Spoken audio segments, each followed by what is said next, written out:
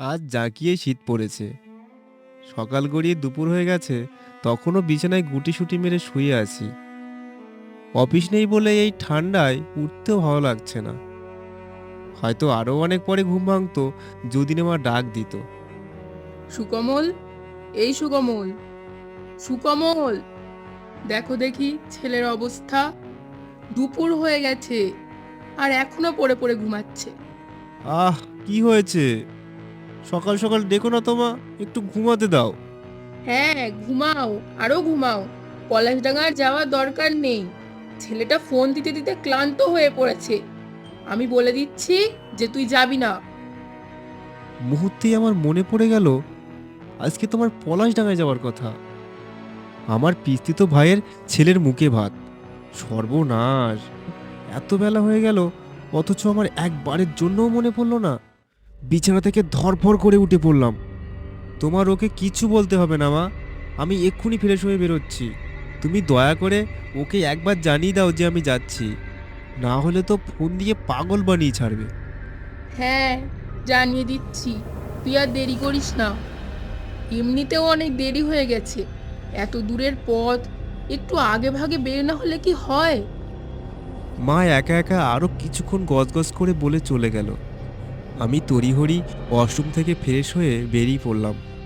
খাবার তৈরি ছিল, তাই আর দেরি হলো না। খাওয়া শেষ করে বাইকটা নিয়ে বেরিয়ে পড়লাম পলাশডাঙ্গার উদ্দেশ্য। রাস্তায় বেশ ঠান্ডা হাওয়া বাতাস বইছে, যেন এই ঠান্ডা বাতাস আমার নাকে মুখে ভীষণভাবে বেঁধে যাচ্ছিল। যাক বাবা, একটু দেরি হলেও খুব বেশি অসুবিধা হবে না। গিয়ে যেভাবে হোক মানিককে কিছু একটা বুঝিয়ে দেব। আমাদের বাড়ি থেকে পলাশডাঙ্গা অবধি যেতে বেশ অনেকটা সময় লাগে। তার উপরে বেশ খানিকটা পথ আবার মাটির তৈরি রাস্তা।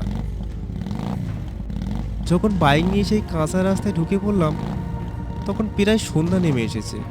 আশেপাশে দুই একটা লোক দেখা যাচ্ছে মাত্র।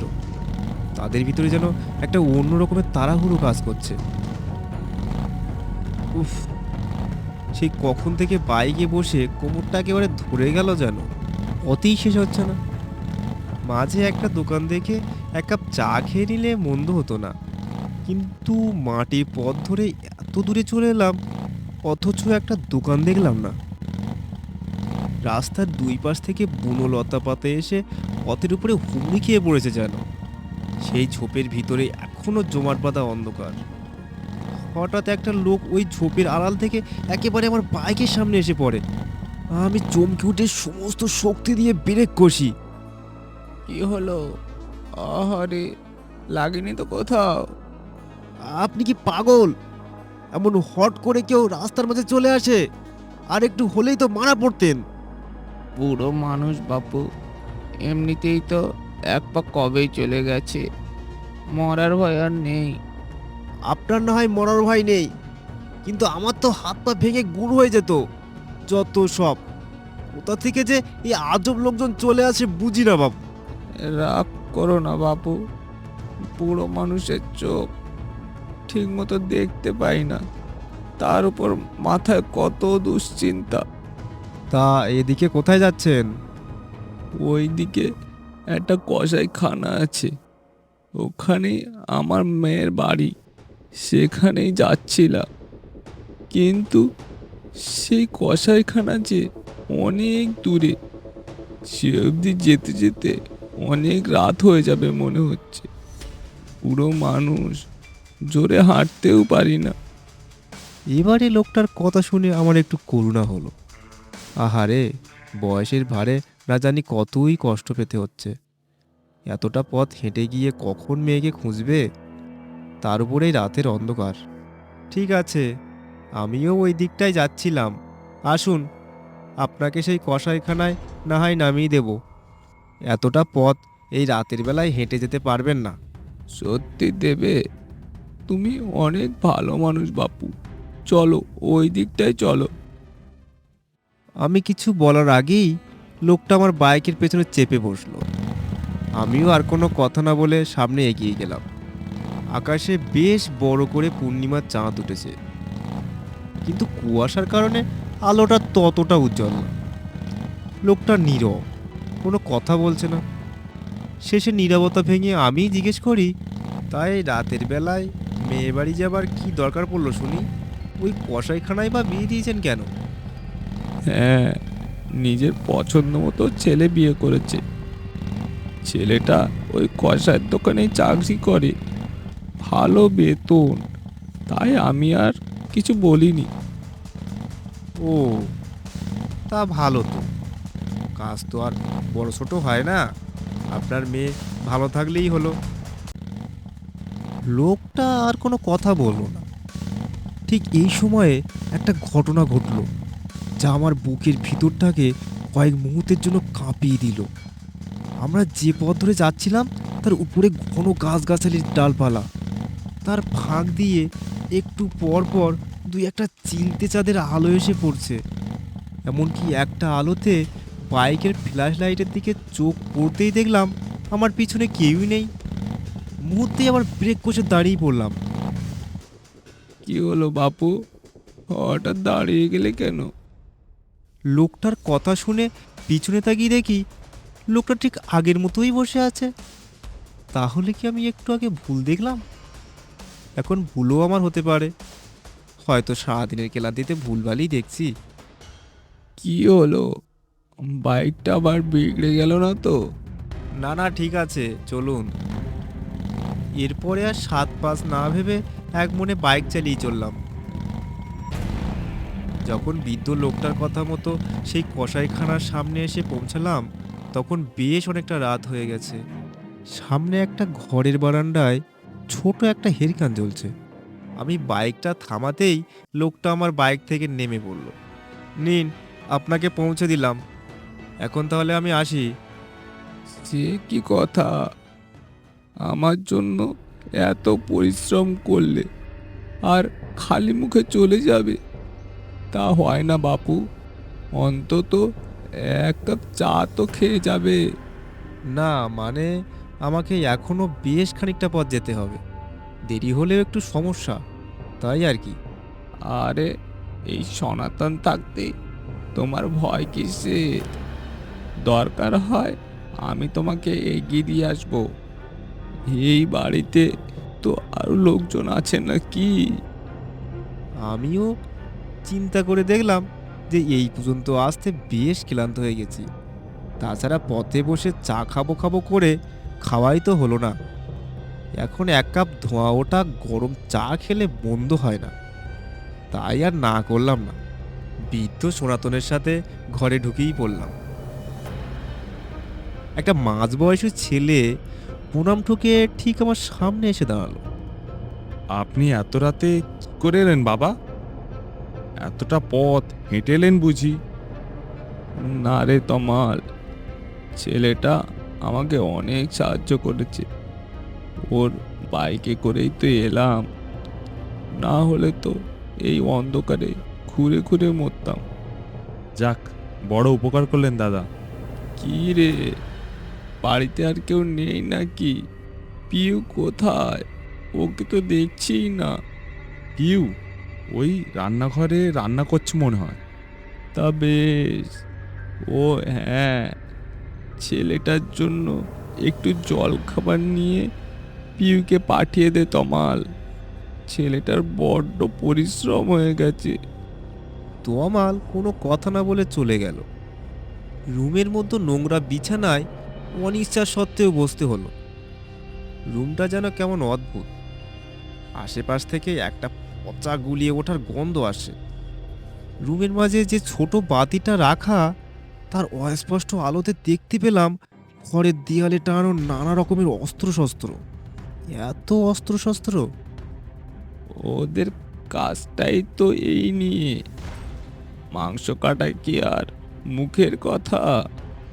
ভালো অস্ত্র শস্ত্র না থাকলে তো বিপদ।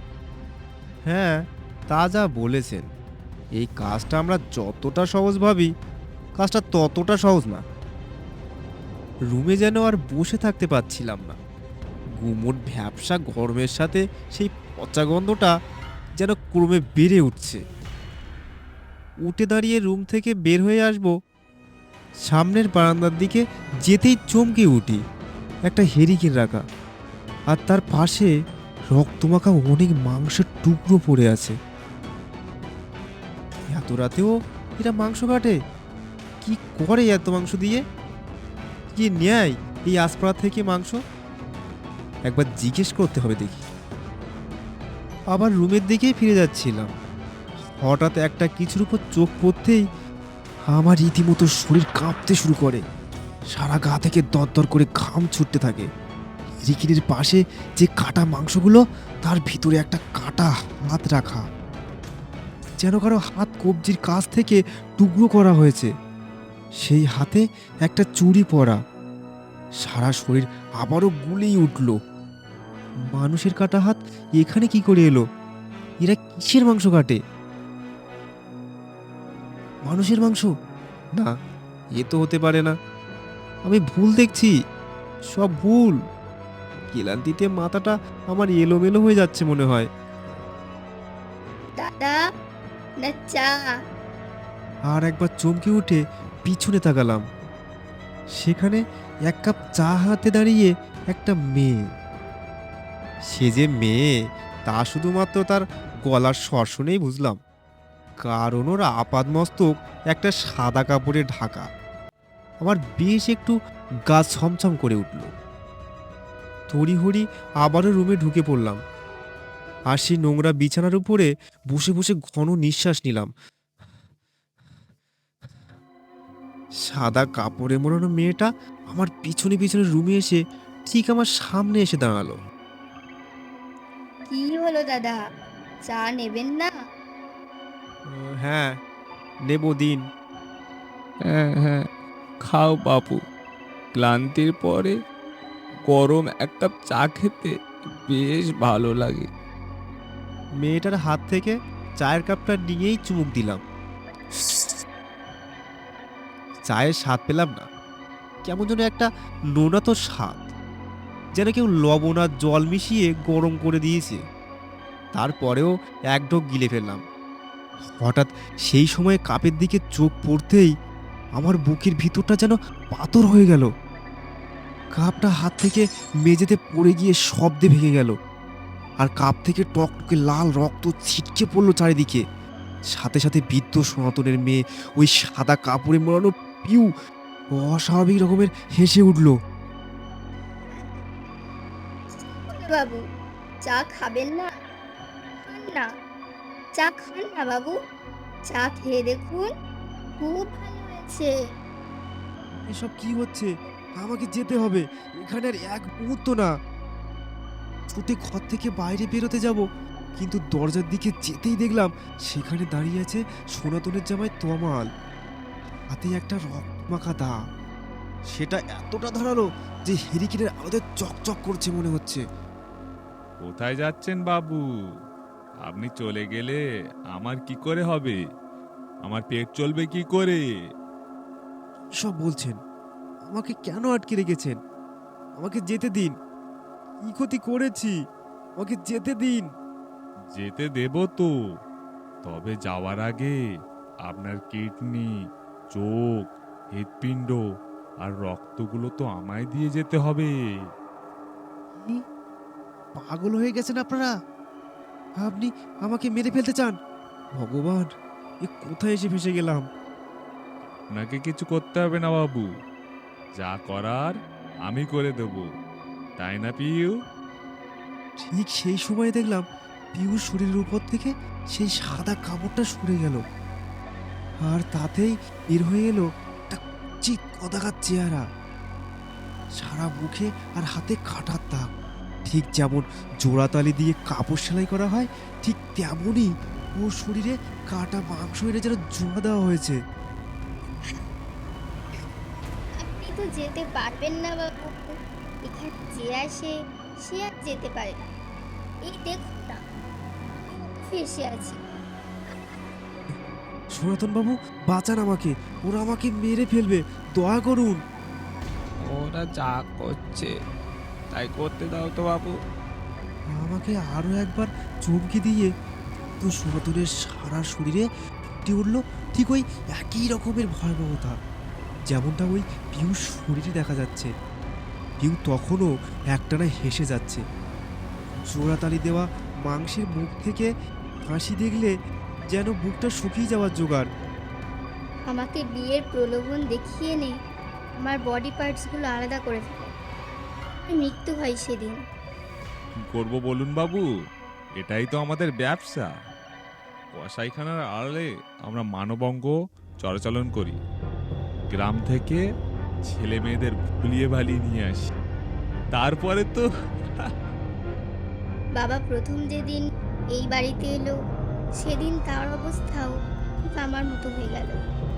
তবে বাবা মারা যাওয়ার আগে তমালের সাথে অনেক লড়াই হয়। হাতের কাছে একটা ধারালো ছোরা পেয়েই সেটা বাবা চালিয়ে দেয় তমালের পেটে। এই কথাগুলো বলতে বলতে আমি লক্ষ্য করলাম তমালের ঠিক বুকের মাঝ বরাবর তকতকে হয়ে উঠেছে একটা ক্ষত। ওরা সবাই আমার দিকে এক পা দুপা করে এগিয়ে আসতে লাগলো। আমি কি করবো বুঝে উঠতে পারছিলাম না, নিজেকে বড়ই নিরুপায় লাগছে। হঠাৎ দেখলাম বিছানায় এক কাপ চা এখনো রাখা। আমি কাপটাকে এক টানে ছুঁড়ে মারলাম মেঝেতে, আর ওরা তিনজন রক্তের গন্ধে সেই মেঝেতে মুখ দিয়ে চেটে খেতে লাগলো। সেই সুযোগে আমি এক ছুটে ঘর থেকে বেরিয়ে গেলাম। বাইরের বারান্দায় রাখা হেরিকেনটা সমস্ত শক্তি দিয়ে ঘরের দিকে ছুঁড়ে মারলাম, আর সাথে সাথেই সারা বাড়িতে দাও দাও করে আগুন জ্বলে উঠল। আর আমি কাঁপা কাঁপা শরীরে কোনো মতে বাইকটা স্টার্ট দিয়ে ঘন কুয়াশা আর অন্ধকারের চাদরে ঘরের পথে ফিরে গেলাম।